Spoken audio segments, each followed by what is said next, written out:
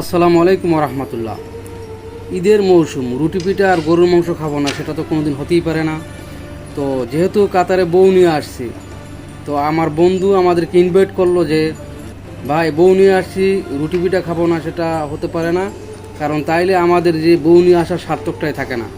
তো আমার বন্ধুর বউ আর আমার বউ, দুই বউ মিলে রুটি পিঠা আর গরুর মাংস ভুনা তৈরি করলো, বন্ধুর বাসায় ইনভাইট করলো, গেলাম সেখানে, তারপর দুজনে তৈরি করলো।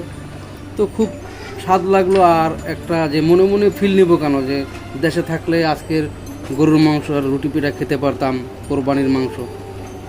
সেই ক্ষেত্রে সেই আশাটাও আমরা এখান বৈশা শুধু মনে মনে ফিল না, বাস্তবিক খেয়ে সেটাকে ফিল নিলাম। তো খুবই ভালো লাগলো। তো অসংখ্য ধন্যবাদ বন্ধু তোমাকে, যে এরকম একটা উদ্যোগ নেওয়ার জন্য। আর সেই উদ্যোগটা সাকসেস করেছে তোমার ওয়াইফ আর আমার ওয়াইফ, তাদেরকেও ধন্যবাদ।